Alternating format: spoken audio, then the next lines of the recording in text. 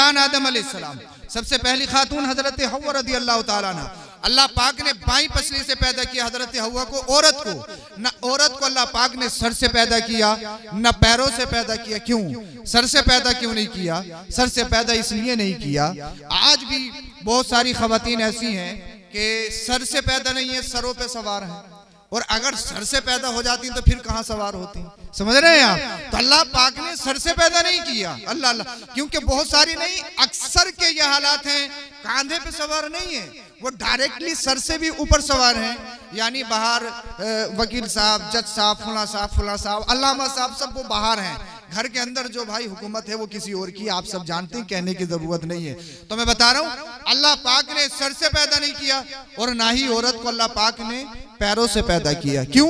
बहुत सारे कम अक्ले दुनिया में ऐसे भी हैं जो औरत को पैर की चप्पल समझते हैं, जो औरत को हकीर और कमतर समझते हैं, जो औरत को अपनी वक्त की जरूरत समझते हैं, जो औरत को अल्लाह अकबर कबीरा पैरों में रोनते हुए नजर आते हैं। बहुत सारे मर्द हजरात ऐसे हैं, बाहर तो बड़े खुश खुर्रम रहते हैं, बड़े साफ हंसी मजाक ठिट्टेबाजी, साहब फुला रेस्टोरेंट में खाना खा के आए, फुला रेस्टोरेंट में खाने खा के आए, और जैसे ही घर पे आए अल्लाह अकबर कबीरा, इसमें मिर्च ज्यादा कर दी, इसमें मसाला ज्यादा कर दिया, इसमें नमक ज्यादा कर दिया। यानी बीवी बच्चों को टारगेट करना शुरू कर दिया, अल्लाह अकबर कबीरा। बहुत सारे मर्दों की मेंटलिटी ये है कि वो औरत को कमतर समझते हैं, औरत को हकीर समझते हैं। तो मेरे रब ने औरत को पैर से पैदा नहीं किया, इसलिए औरत अगर पैर से पैदा होती तो कोई भी कह सकता था तेरी तखलीक, तेरी पैदाइश तो पैर से है, तेरी जगह पैर है। अल्लाह अल्लाह, मेरे रब ने औरत को न सर से पैदा किया, ना अल्लाह अकबर कबीरा पैरों से पैदा किया, बल्कि अल्लाह पाक ने बाई पसली से पैदा किया। और जानते हो बाई पसली कहाँ होती है? बाई पसली दिल के करीब होती है। तो औरत का मकाम न सर है, औरत का मकाम न पैर है, औरत न सर पे बिठाने की चीज है, न पैरों में रोंदने की चीज है, औरत का मकाम दिल है। दिल, औरत को दिल से प्यार करो, चाहे माँ की शक्ल में हो, चाहे बेटी की शक्ल में हो, चाहे बहन की शक्ल में हो, चाहे बीवी की शक्ल में हो। अगर औरत को तुम दिल से प्यार करोगे तो अल्लाह पाक तुम्हारे घरों को जन्नती गहवारा बना देगा। अच्छा समझ में आ रही हो तो बोल दो। अच्छा तुम नहीं बोलोगे तो वक्त पूरा करके मैं भी ऐसे चला जाऊंगा, यह समझ रहे हो कि मैं बोल लूंगा ना? ऐसा है ना, कादिर रंग आप पे चढ़ेगा तो फिर हम पे भी चढ़ जाएगा, और जब कादिर रंग चढ़ गया तो 10-15 मिनट जो भी आपको बताना इंशाल्लाह मजा आएगा। बोले सुभान अल्लाह। हाँ, तो अल्लाह पाक ने बाई पसली से पैदा किया। तो इससे एक बात पता लग गई कि बाई पसली जो होती है वो दिल के करीब होती है, और दिल का मकाम है मोहब्बत करना, दिल का मकाम है प्यार करना। चाहे औरत माँ की शक्ल में हो, चाहे औरत बेटी की शक्ल में हो, चाहे औरत अल्लाह अकबर कबीरा बीवी की शक्ल में हो, चाहे बहन की शक्ल में हो, ये रिश्ते बड़े अनमोल हैं। इन रिश्तों की तरह कोई रिश्ता नहीं है, समझ रहे हैं आप? इन रिश्तों का कोई मोल नहीं है, अल्लाह अल्लाह। मगर इन रिश्तों की अहमियत कैसे पता चली आपको? इन रिश्तों का मकाम कैसे पता लगा आपको? आज बहुत सारी खवातीन कहें इस्लाम ने हमें फाउंडेशन दिया है, आज बहुत सारी खवातीन की मेंटलिटी ये है, वो कहें हमारा जिस्म हमारी मर्जी, हमें इस्लाम ने 4 दीवारी में रखा है, हमें इस्लाम ने हिजाब दिया है, हमें इस्लाम ने पर्दा दिया है। वो कहें साहब अल्लाह अकबर कबीरा हमें बराबरी के हुकूक नहीं दिए। अरे तुम सोचो तो सही, समझो तो सही। एक बात मैं आपको बताता हूँ, जब तक मुस्तफ़ा करीम सल्लल्लाहु अलैहि वसल्लम दुनिया में तशरीफ नहीं लाए, कुरान नहीं आया, आप पूरी दुनिया को देख लीजिए, हिस्ट्री पढ़ लीजिए पूरी दुनिया की, किसी भी मुल्क में औरत की इज्जत सलामत नहीं थी, किसी भी मुल्क में, चाहे वो आपका हिंद हो, अरब हो, आजम हो, पूरे हिजाज के अंदर। आप तो जानते हैं अरब के अंदर तो एक मामूल था, अगर किसी के यहाँ पर बेटी पैदा होती थी लोग जिंदा दबा देते थे, ये आपने सुना होगा ना? अल्लाह अकबर कबीरा। आज खवातीन कहें हमारा जिस्म हमारी मर्जी, इस्लाम ने हमें फाउंडेशन दिया है, इस्लाम ने हमें पर्दा दिया है, इस्लाम ने हमें बराबरी का हुकूक नहीं दिए हैं। मैं ओपनली चैलेंज करूंगा, इस्लाम ने जो तुम्हें हुकूक दिए हैं, इस्लाम ने जो तुम्हें मर्तबा दिया है, वो कोई धर्म दे नहीं पाया है, वो कोई रिलीजन कोई मजहब दे नहीं पाया है। इसलिए जब तक कुरान नहीं आया था, जब तक मुस्तफ़ा करीम सल्लल्लाहु अलैहि वसल्लम तशरीफ नहीं लाए थे, बेटी को नहूसत समझा जाता, बेटी को बेबरकती समझा जाता। अल्लाह अल्लाह, जिसके घर में बेटी आ जाती, बाप घर से बाहर नहीं निकलता था। लोग कहते थे देखो मनहूस आ रहा है, लोग कहते थे इसके घर में बेटी आई है, देखो तो सही कितना बड़ा मनहूस है। अल्लाह अल्लाह, यानी वो दरिंदा दिल इंसान अपने हाथों से अपनी बच्चियों को जिंदा दरगोर करते थे। बच्चियां रोती थी, तड़पती थी, बिलबिलाती थी, ए हमारे वालिद हम पूरी जिंदगी तुझसे कोई खाने को नहीं मांगेंगे, तुझसे पीने को नहीं मांगेंगे। कुरान करीम ने उसका नक्शा बयान किया है, वइज़ल मौऊदतु सुइलत बिअय्यि ज़ंबिन क़ुतिलत। अल्लाह अल्लाह, इन बच्चियों से बरोज़ हश्र पूछा जाएगा किस जुर्म में तुम्हें अल्लाहु अकबर कबीरा जिंदा दरगोर किया गया था। लेकिन वो दरिंदा दिल इंसान अपने हाथों से अपनी बच्चियों को जिंदा दबाते। अल्लाह अल्लाह, अगर किसी का शोहर मर जाता, कोई बेवा हो जाती, तो एक जानवर पर बिठाकर उसका जुलूस निकाला जाता, उस पर बकरियों की मैंगनियां फेंकी जाती। अल्लाह अल्लाह, जब तक आपके और मेरे नबी तशरीफ नहीं लाए इस दुनिया का हाल ये था। आपने मार्केटों में, अल्लाह अल्लाह, आपने बाजारों में आपने जानवर बिकते हुए देखे होंगे, लेकिन मुझे बताइए क्या किसी बाजार में आपने किसी इंसान को बिकते हुए देखा है? गरीब हो क्या गरीब को बिकते हुए देखा है? काला हो क्या काले को बिकता हुआ देखा है? नहीं देखा है। जब मुस्तफा तशरीफ नहीं लाए थे, अल्लाह अल्लाह, बाजार लगते थे जानवरों के नहीं बल्कि इंसानों को बेचा जाता था। जो रंगत में काला हो, जो देखने में ठीक नहीं हो, उसकी लोग बोलियां बड़ी कम लगाते थे। अल्लाह अल्लाह, मगर मदीने वाले मुस्तफा करीम सल्लल्लाहु अलैहि वसल्लम तशरीफ लाए, जमाने में बाहर आ गई, इंसानों को बेचा जा रहा है, गरीबों पे जुल्म किया जा रहा है, जुल्म तशद्दुद के पहाड़ ढाए जा रहे हैं, बच्चियों को जिंदा दबाया जा रहा है। खवातीन अल्लाह अल्लाह जो बेवा हो जाती, उनके बर्तन अलग, उनका मकान अलग, उनसे कोई बोलता नहीं, उनसे कोई कलाम नहीं करता। अल्लाह अकबर कबीरा, उन्हें अल्लाह अल्लाह अल्लाह अल्लाह पूरे शहर में घुमाया जाता, बकरियों की मैंगनियां उनके ऊपर फेंकी जाती। अल्लाह अकबर कबीरा, बच्चियां रो रही हैं, बेवाएं तड़प रही हैं, गरीब गुलाम अपनी आवाजों को बुलंद कर रहे हैं। ए अल्लाह, पूरी दुनिया में कोई वकील नहीं है जो हमारा मुकदमा लड़ सके, कोई अदालत नहीं है, कोई जज नहीं है, कोई मुंसिफ नहीं है, कोई इंतकाम लेने वाला नहीं है। आज दुनिया नारा लगा रही है बेटी पढ़ाओ बेटी बचाओ, आज दुनिया नारा लगा रही है बेटी पढ़ाओ बेटी बचाओ, मगर उस वक्त में बेटी पढ़ाना बहुत दूर की बात, बेटी को अल्लाह अल्लाह जमीन के अंदर दरगोर किया जाता था, बेटी को जिंदा दबा दिया जाता था, मगर पूरी दुनिया तमाशा देख रही थी। किसी में इतनी हिम्मत नहीं कोई अदालत कायम कर सके। अल्लाह अल्लाह, यहूदियत मौजूद है, ईसाईयत मौजूद है, दीगर मज़ाहिब मौजूद है, मगर बच्चियों पर जुल्म हो रहा है, बेवाओं पर जुल्म हो रहा है। कोई आवाज उठाने वाला नहीं था, कोई कानून, कोई बिल पास होने वाला नहीं था, कोई लॉ ऐसा नहीं था जिसमें बच्चियों को हुकूक दिलाए जा सके, जिसमें खवातीन को हुकूक दिलाए जा सके, जिसमें गरीबों को इज्जत की जिंदगी दिलाई जा सके। अल्लाह अल्लाह, यानी गरीबों पर इतना अत्याचार, बेटियों पर इतना जुल्म, खवातीन बेवाओं पर इतना आतंकवाद, पूरी दुनिया तमाशे बना देख रही थी। वो लोग कहते थे साहब हमें देखो तो सही, हमारे मूंछों पे चिराग जलते हैं, हम अरबी में, हम फसाद व बलागत के अलंबरदार हैं, हम अरबी में शेर व शायरी करते हैं, हम बड़े पढ़े लिखे हैं, मगर अल्लाह अल्लाह बच्चियों को मारा जा रहा है। यही तो आतंकवाद है। जहाँ खवातीन पर जुल्म तशद्दुद किए जाए, इसी को तो आतंकवाद कहा जाता है। जहाँ गरीबों के हक को मारा जाए, यही तो आतंकवाद है। जहाँ आपस में एक दूसरे को लड़ाया जाए, इसी को तो आतंकवाद कहा जाता है। जहाँ शराब की, अल्लाह अकबर कबीरा, खुला शराब का खुला माहौल हो, जुए का खुला माहौल हो, इसी को आतंकवाद कहा जाता है। अल्लाह अल्लाह, बच्चियां रो रही हैं, तड़प रही हैं। ए अल्लाह, कोई तो मुंसिफ भेज दे, कोई तो आदिल भेज दे, कोई तो वकील आ जाए, कोई तो जज आ जाए, कोई तो ऐसा आ जाए जो हमें बचा ले। ए अल्लाह, जानवर अपने बच्चों से प्यार करते हैं, मगर ये हमारे बाप कैसे दरिंदा दिल इंसान हैं, ये हमें अपने हाथों से जिंदा दबाते हैं। ए अल्लाह, जानवर अपने बच्चों से, अपने घर वालों से मोहब्बत करते हैं, मगर ये दरिंदा दिल इंसान खवातीन को अल्लाह अल्लाह पूरे शहर में घुमाया जाता है, उन पर बकरियों की मैंगनियां फेंकी जाती हैं, गुलाम रो रहे हैं, गरीब रो रहे हैं। जब वो रोए, जब वो सिसके, उनकी आहो बुका मक्का से निकलकर बाबे इजाबत से जाकर टकराती है। गैब से आवाज आई, अब तुम्हें रोने की जरूरत नहीं, अब बच्चियों को जिंदा नहीं दबाया जाएगा, अब बेवाओं का जुलूस नहीं निकाला जाएगा, अब इंसानों को बाजार में नहीं बेचा जाएगा। इसलिए दुनिया में इंसाफ कायम करने के लिए अपने आखिरी हबीब मोहम्मद रसूलुल्लाह को भेज रहा है। अल्लाह के रसूल तशरीफ लाए, बाउंडेशन लगा दिया गया, कोई बिकेगा नहीं, कोई नहीं बिकेगा। हजरत बिलाल हबशी रज़ी अल्लाह ताला अन्हु का नाम आपने सुना होगा। दिखने में काले थे, काले थे, अल्लाह अकबर, और कालों की कोई कीमत नहीं थी। मैं आपको कोई अफसाना या कहानी नहीं बता रहा हूँ, रियलिटी बता रहा हूँ, हकीकत बता रहा हूँ। अल्लाह के रसूल सल्लल्लाहु अलैहि वसल्लम ने इरशाद फरमाया सैयदुना सिद्दीक अकबर रज़ियल्लाहु ताला अन्हु से, ए अबू बकर मुझे बिलाल पसंद है। बोल दो जरा सुभान अल्लाह।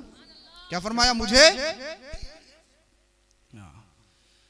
काली रंगत वाला बिलाल पसंद है। दुनिया कालों से भाग रही है और मेरी नबी की पसंद मुझे बिलाल पसंद है। या रसूलुल्लाह आपको बिलाल पसंद है? हाँ बिलाल पसंद है। सैयदुना सिद्दीक अकबर रज़ियल्लाहु ताला अन्हु खलीफा अव्वल हजरत बिलाल हबशी किसी के गुलाम थे। उसके आपके उनके आका के पास गए, कहा गुलाम बेचते हो? कहाँ बेच देंगे, तवज्जो चाहूंगा, मैं बात खत्म कर रहा हूँ। कहा गुलाम बेचते हो? वो मोटरसाइकिल ट्रेन नहीं आएगी, हवाई जहाज भी एकदम लैंड नहीं करेगा यहाँ पे, वो बाइक ही है जिसे आप देखते हैं। सुबह को देख लेना, बहुत सारी खड़ी है।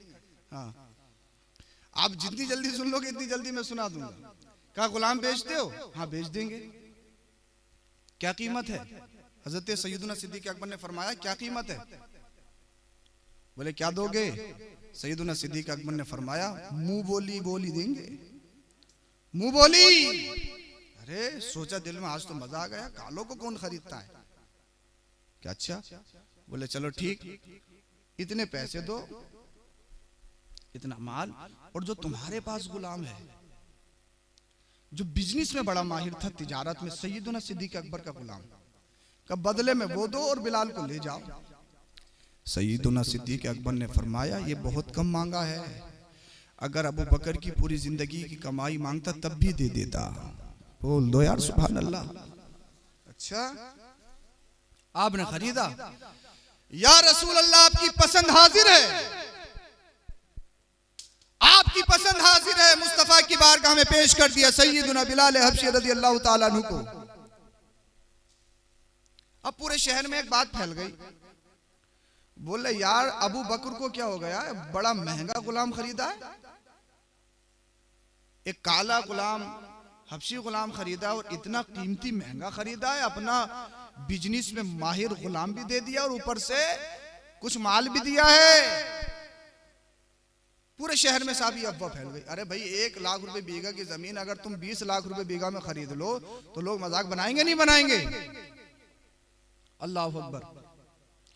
किसी ने सैयदुना सिद्दीक अकबर से पूछा दिमाग तो ठीक है, गुलाम बड़ा महंगा खरीद लिया, क्या मामला है, कोई खूबी देखी? सैयदुना सिद्दीक अकबर ने इरशाद फरमाया खूबी मुझसे पूछते हो? बोल दो। तुम्हें क्या मालूम, और मैंने बिलाल हबशी में बज़ाहिर कोई खूबी नहीं देखी, फिर अबू बकर इतना महंगा क्यों खरीद लिया?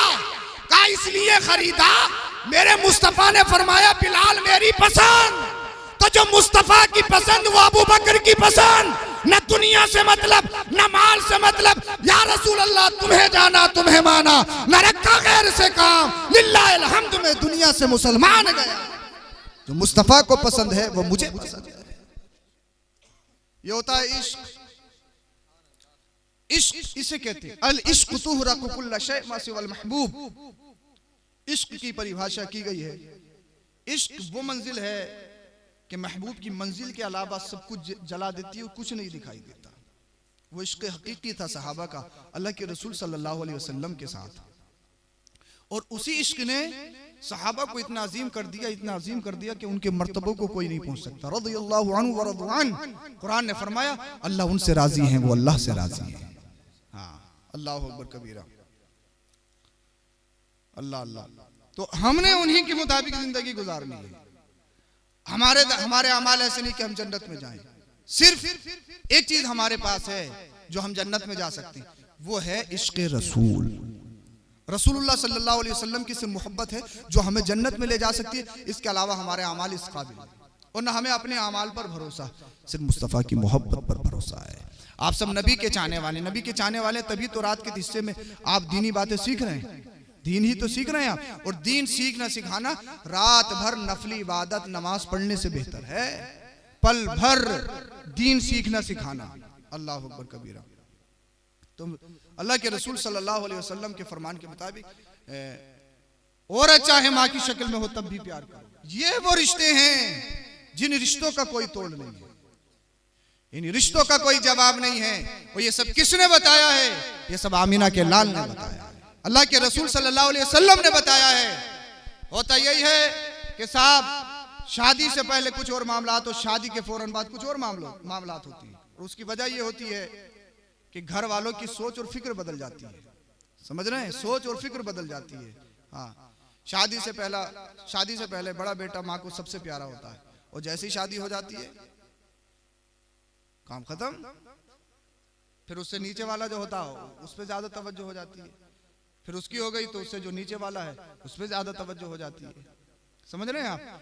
शादी से पहले सबसे अच्छा, शादी से पहले कितना उठाए, कितना खिलाए, कितना क्या करे। अगर बाप कभी हिसाब लेने पे आ जाए तो माँ हिसाब नहीं लेने देती है। माँ हिसाब नहीं लेने देती। अरे बच्चा जवान हो गया, क्या हिसाब ले रहे हो इससे, हैं? और शादी के बाद अल्लाह अकबर कबीरा, देख रहे हो जिस दिन से आई कुछ दे थोड़ी रहा है, देख रहे हो जिस दिन से आई कुछ दे थोड़ी रहा, देख रहे हो जिस दिन से आई कुछ दे थोड़ी रहा। देखो काली पॉलिथीन में क्या क्या ला के दे रहा है। चाहे खांसी का सिरप ही हो मगर इसे काजू बादाम ही नजर आ रहे हैं। देख रहे हो छुपा छुपा के इंजीर खिला रहा है, इंजीर। अल्लाह अकबर कबीरा। शादी से पहले अगर छोटे बहन भाइयों को डांट दो और वो माँ बाप के पास शिकायत लेके पहुंचे तो माँ कहे कोई गलती कही होगी तभी तो डांटा है। और शादी के बाद तुम छोटे बहन भाइयों को घूर के देख लो अगर हिम्मत है तो, है? देखेगा थोड़ी अब किसी को। ये जिस दिन से आई है अब तो दुश्मन होगा इसके लिए सब। अल्लाह अकबर। ये मेंटेलिटी हमारे दरमियान आ गई, हमारे दिमागों में घुस गई है। माँ बहुत अजीम, उसका मर्तबा बहुत अजीम। माँ अपने बच्चों से बड़ा प्यार करती है और ये रिश्ता ऐसा है, इस रिश्ते का बदल नहीं। मगर याद रखो शादी के बाद में अगर मियां बीवी एक दस्तरखान पे एक साथ खाना खाने लगे तब तुम घरों में हाल देखो। बहन अलग गए, अम्मा भैया तो गए, भैया तो छिन गए, वो अलग पड़ जाए। हाँ बोले भैया तो गए, भैया तो गए, भैया तो गए। मतलब पूरे घर का माहौल अजीब सा हो जाता है। शादी से पहले कुछ हो, शादी के बाद कुछ हो। ये वो मेंटेलिटी जो हमारा सोच है, थॉट है, वो अलग तरह की हो जाती है। हर माँ चाहती है मेरी बेटी ससुराल में मलका बन के रहे।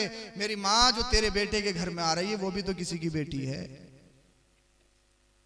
हर माँ चाहती है कि मेरी बेटी के हाथ में सब कुछ रहे, और जो तेरे घर में आ रही है ये भिखारन बन के रहे। ऐसा कैसे हो सकता है भाई? ये दोहरा रिश्ता कैसे है?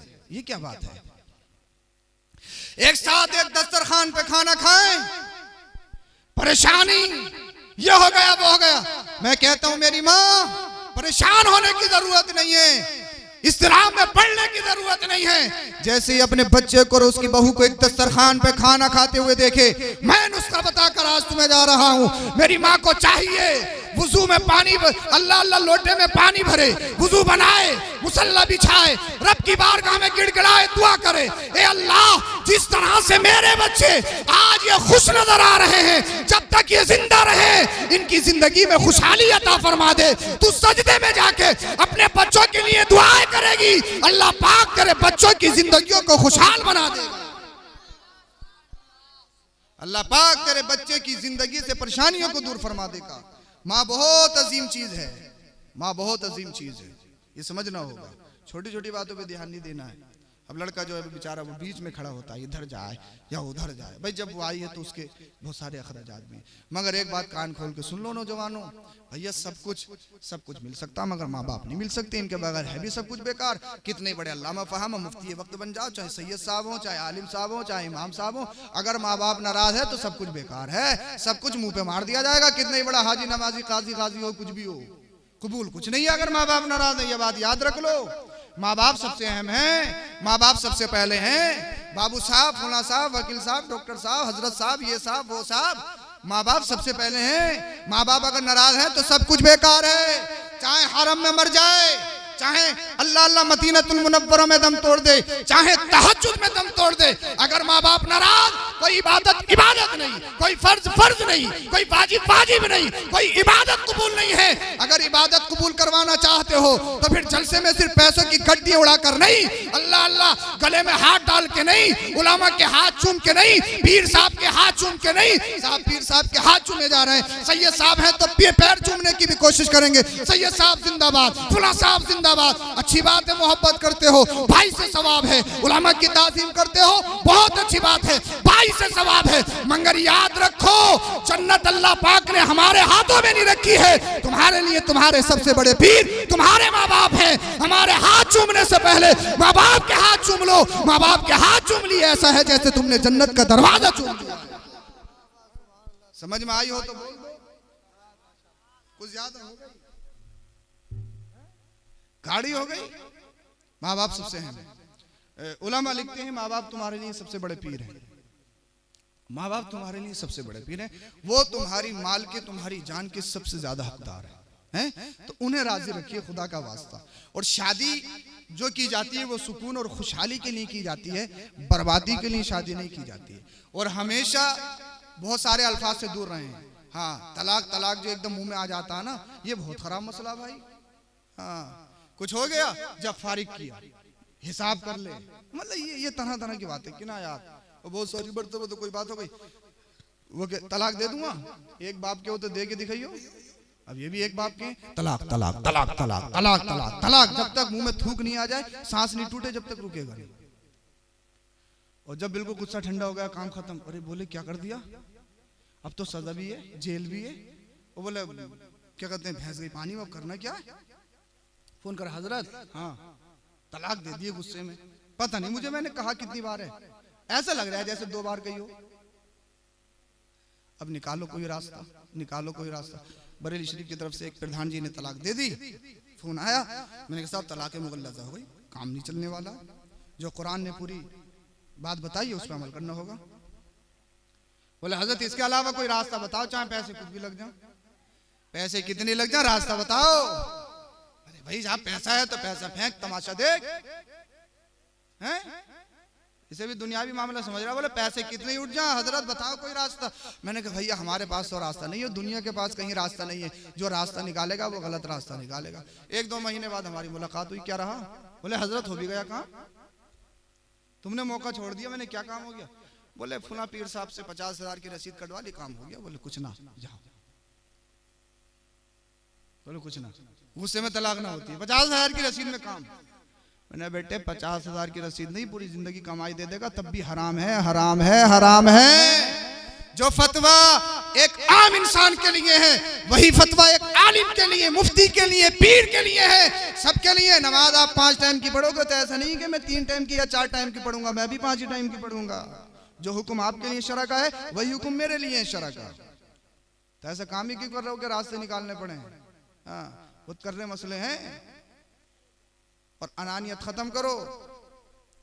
और माओ से भी गुजारिश है, अपनी बेटियों को चढ़ाया मत करो, ईंट से ईंट बजा देनी है। उनको समझाओ अगर उनके घर बनाने हैं, अगर तुमने थोड़ी सी हवा दे दी तो उनके घर बिगड़ जाएंगे, उनके घरों को आग लग जाएगी, वो अपने घर नहीं बसा सकेंगी। आपने शादियां की हैं कर्ज लेके, ये लेके, वो लेके, जमीनें बेच के, तो खुदा के लिए कम से कम इतना करो कि उनके घर बन जाए।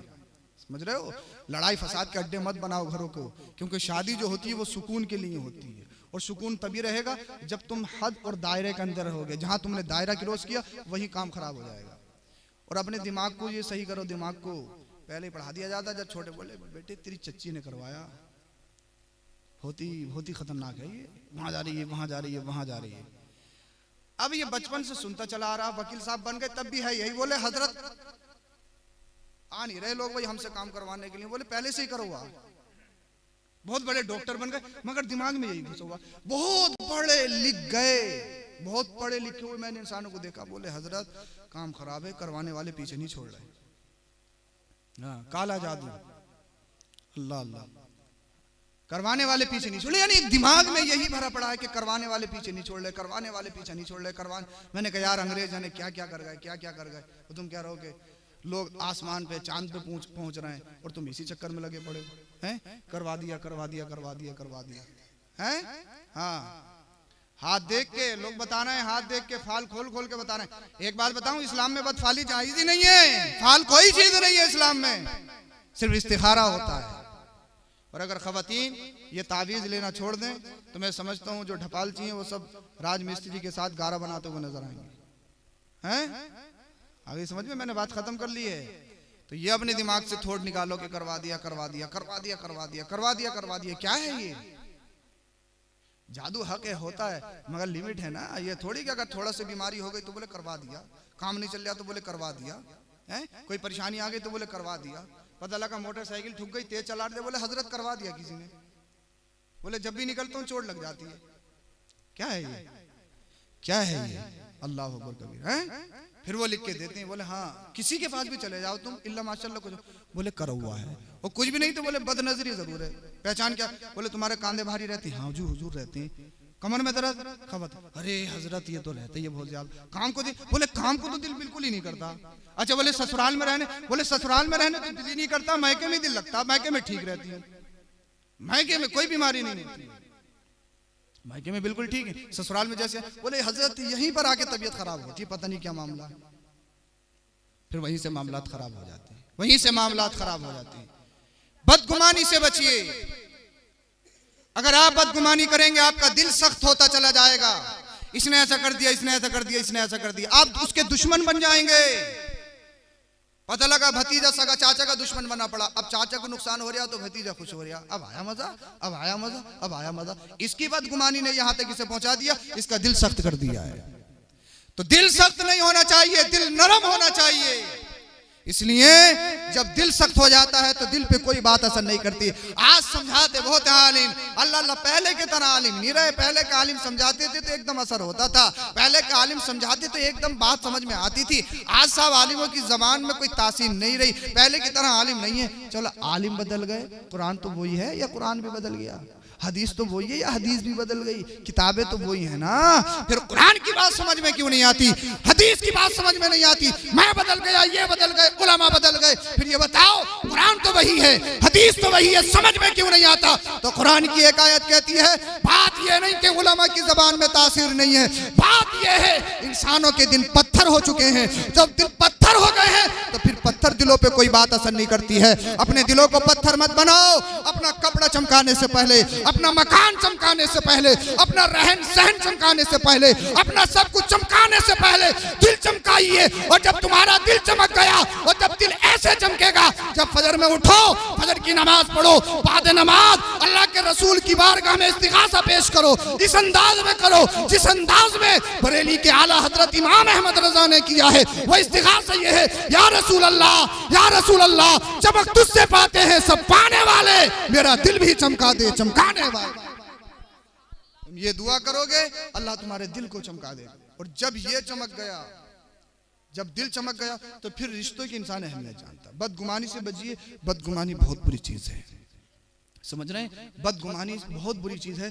बदगुमानी आपस में दरार डलवाती है, बदगुमानी आपस में दूरियां करवाती है। इसलिए बदगुमानी से बचिए, एक दूसरे के लिए खैर खा बनिए। अन्नुस्हु लिकुल्लि मुस्लिम, हदीस पाक में, हर एक के लिए नसीहत करिए, हर एक मुसलमान भाई के लिए आप नसीहत से काम लें। खुद भी सुकून से रहें, अपने घर वालों को भी सुकून से रहने दें। माँ बाप को चाहिए बच्चों के हुकूक अदा करें, और बच्चों को चाहिए माँ बाप के हुकूक अदा करें। कैसे करेंगे? ये थोड़ी कि साहब खुद कुर्सी पे बैठे हैं, माँ बाप नीचे खड़े हैं, खुद सरहाने पे बैठे हैं, माँ बाप पायती पे बैठे हैं, खुद आगे चलना है, माँ बाप पीछे चलना है। कुछ ये कुछ ना जानती, ये पहले जमाने के हैं, इनकी कुछ समझ में ना आता। बैठ रही हो तुम, पहले जमाने के हो, तुम्हें कोई दखल अंदाजी करने की जरूरत नहीं है। अल्लाह अकबर कबीर। आज इन्हें ये पहले जमाना का बता रहा है, और जब इन्होंने उंगली पकड़ के इसको चलना सिखाया था, अल्लाह अल्लाह, इसकी माँ जब आज ये कह रहा तुम्हारी समझ में नहीं आएगी, तुम्हारी समझ में नहीं आएगी, मैं 50,000 कमाता हूँ, मैं ब्लैकबेरी पहनता हूँ, मैं राडो की घड़ी यूज करता हूँ, मेरी बोक का शूज पहनता हूँ, आप मेरी बात कैसे समझोगे? बैठ ही रही हो, तुम्हारी समझ में नहीं आएगी, तुम पुरानी हो, पुरानी हो, पुरानी हो। मैंने कहा नादान, तो आज कह रहा है अपनी माँ से समझ नहीं पाएगी। तेरी माँ तो जब भी समझती थी, जब तू एक दिन का था, जब तू रोता था, तेरी माँ समझ जाती थी मेरा बच्चा भूखा है, तेरी माँ समझ जाती थी तुझे बुखार है, तेरी माँ समझ जाती थी तुझे अल्लाह अल्लाह तेरे पेट में दर्द है। तेरे एहसासात को डॉक्टर नहीं समझते थे, जो एहसासात अल्लाह ने तेरी माँ के अंदर रखे हैं, दुनिया में कोई नहीं समझता था। तेरी लैंग्वेज को, तेरी जबान को अगर कोई समझने वाला है तो वो तेरी माँ है, माँ समझती है। आज तुम माँ बाप को बड़े होके तुम सा कहोगे समझ में नहीं आ रहा, समझ में नहीं आ रहा। आप दुनिया के किसी भी खित्ते में चले जाओ, चाहे कश्मीर की वादियों में, चाहे नैनीताल की झील में, जो सुकून माँ के आंचल में आके मिलता है दुनिया के किसी खित्ते में नहीं मिलता। जो सुकून बाप के कलेजे से लग के मिलता है दुनिया में किसी खित्ते में नहीं मिलता। इसीलिए आप सब नौजवानों को मेरा पैगाम है, अपने आप को महफूज करिए, अपना ईमान, अपने अकीदे को महफूज करिए और हमेशा माँ बाप के फरमाबरदार बन के रहें। मैं हर जगह ये बात बताता हूँ, दो लोगों की गुस्ताखी इंसान को गुमराह कर देती है। कभी अंदेशा है कि खात्मा कुफ्र पर हो। एक तो आलिमों की गुस्ताखी, इमामों की गुस्ताखी और आलिमों की गुस्ताखी इंसान को कुफ्र तक ले जाती है। समझ गए? हाँ, कहा गया है मन सब्बा आलिमन फकीला अलैहिल कुफ्र, जिसने आलिम को गाली दी उसका खात्मा कुफ्र पर होगा। और आला हज़रत फरमाते हैं मरीजुल क़ल्ब खबीसुल बातिन, और कुफ्र पर खात्मा होने का कभी अंदेशा है। फतावे रज़विया में आला हज़रत ने इरशाद फरमाया, यानी जो आलिमों की बुराई करता है, गाली करता है, वो मरीज है, खबासत भरी हुई है, खबासत दिल में, और कुफ्र पर खात्मा होने का कभी अंदेशा है। और तकरीबन अल्लामा शेख अब्दुल हक मुहद्दिस देहलवी फरमाते हैं, जो किसी आलिम की बुराई करता है अल्लाह पाक उसकी 10 नस्लों तक आलिम पैदा नहीं करता। समझ रहे हैं? 10 नस्लों तक, 10 नस्लों तक। ये थोड़ी कि इमाम साहब ने कर दिया, इमाम साहब ने कर दिया, फुला साहब ने कर दिया, फुला साहब ने कर दिया, नहीं, ऐसा नहीं, ये हरगिज नहीं। हाँ, इन चीज़ों को समझना होगा। और दूसरी चीज़ माँ बाप, एक उलमा की गुस्ताखी और एक माँ बाप की गुस्ताखी। माँ बाप की गुस्ताखी भी इंसान को कुफ्र तक ले जाती है, गुमराह कर देती है। इसीलिए इन दोनों की तौहीन और बेअदबी और गुस्ताखी से बचना, अगर दुनिया में और अपनी आखिरत को संवारना चाहते हो। हाँ, माँ बाप से हमेशा जुड़े रहो, उनके फरमाबरदार रहो, क्योंकि अल्लाह ने कुरान करीम में फरमाया वक़ुल लहुमा क़ौलन करीमा। क़ौलन करीमा मतलब क़ौलन लय्यिनन, यानी अपने माँ बाप से बिल्कुल नरमी से बात करो, अपने माँ बाप से बिल्कुल ऐसे बात करो जैसे गुलाम अपने आका से बात करता है, नजरें झुका के बात करो। अल्लाह पाक ने बहुत फजीलत माँ बाप की बयान फरमाई है और ऐसे उलमा की फजीलत है। अल्लाह पाक हम सबों को अमल की तौफीक बख्शे। कलमा शरीफ पढ़िए, ला इलाहा इल्लल्लाहु मुहम्मदुर रसूलुल्लाह अस्तगफिरुल्लाहल अज़ीम व मा अलैना इल्लल बलाग। अस्सलामु अलैकुम व रहमतुल्लाह।